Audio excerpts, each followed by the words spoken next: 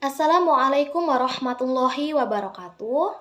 Saya Dani Dwi Safitri dari Fakultas Dakwah Psikologi Islam kelas 1B. Saya akan menjelaskan materi yang bertemakan doa. Yang pertama, pengertian doa. Menurut Kamus Besar Bahasa Indonesia, definisi doa sebagai permohonan, harapan, permintaan, dan pujian kepada Tuhan.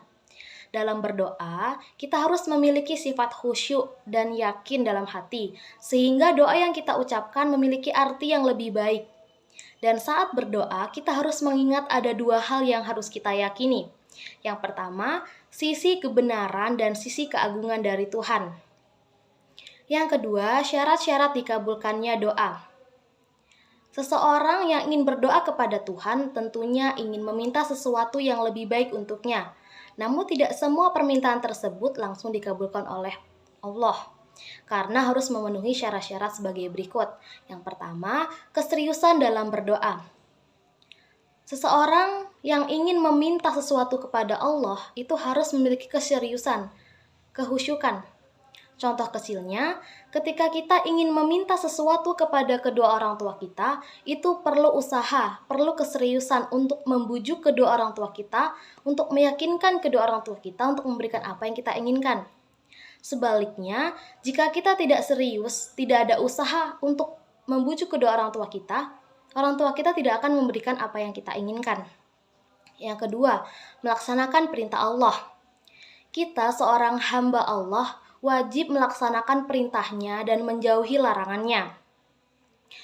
Kita sebagai hamba Allah juga harus memiliki rasa malu jika kita tidak melaksanakan perintahnya, namun kita selalu memaksa Allah untuk mengabulkan segala permintaan kita, sedangkan kita tidak pernah melaksanakan perintahnya.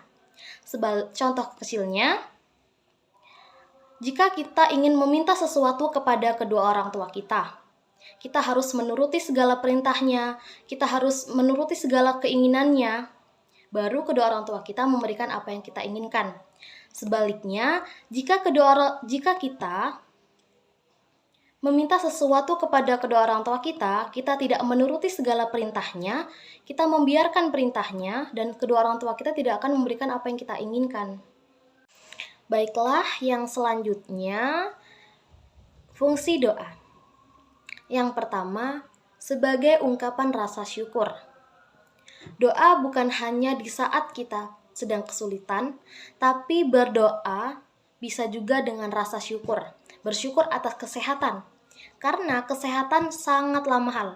Ketika kita sehat, segala sesuatu yang kita lakukan, segala sesuatu yang kita kerjakan, insya Allah akan berjalan dengan maksimal.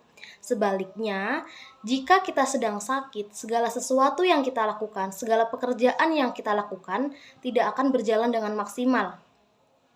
Yang kedua, sebagai ungkapan penyesalan atas dosa yang telah kita perbuat. Dosa dengan sengaja ataupun dosa dengan tidak sengaja. Ingatlah kepada Tuhan, mintalah pengampunan kepada Tuhan, mohonlah kepada Tuhan untuk diampuni dosanya.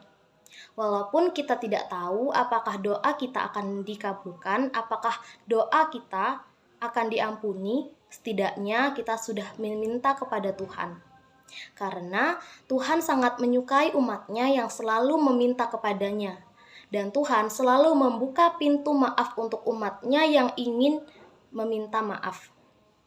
Yang ketiga, sebagai permohonan, yaitu harapan akan terpenuhinya kebutuhan dan melengkapi kehidupan di dalam rangka mengabdi kepada Tuhan.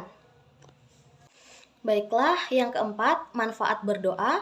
Yang pertama, berdoa untuk menolak bala.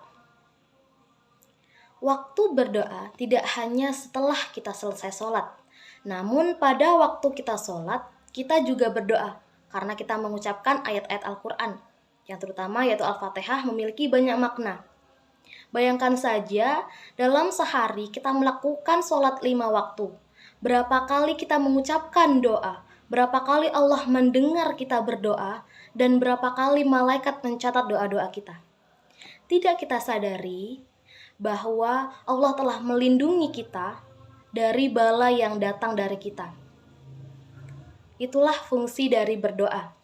Jadi, kita tidak boleh putus dari berdoa. Kita harus selalu berikhtiar kepada Allah, walaupun doa kita belum terkabulkan, tapi kita harus selalu berikhtiar. Mungkin saat doa-doa kita belum dikabulkan oleh Allah, Allah menguji kita. Apakah umatku selalu berdoa walaupun doanya belum dikabulkan? Jadi, kita sebagai umat manusia, sebagai umat Allah, harus selalu bersabar, berikhtiar dalam berdoa. Yang kedua, doa dapat menyembuhkan penyakit. Yang paling penting, penyakit iri hati. Ketika kita memiliki penyakit iri hati kepada seseorang, hidup kita tidak akan pernah damai.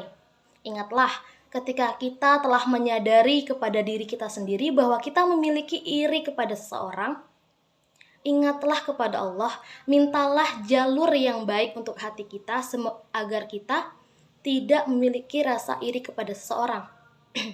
Karena ketika kita telah memiliki rasa iri tersebut, hidup kita tidak akan damai. Hidup kita tidak akan tentram karena selalu memikirkan hidup orang lain. Yang ketiga, doa sebagai jalan dari segalanya. Ketika kita kesulitan dalam menjalankan kehidupan dunia, mintalah jalan terbaik dengan Allah. Mintalah jalan yang baik. Mintalah arah yang terbaik. Yang keempat, doa dapat meluruskan manusia dari kekacauan dunia.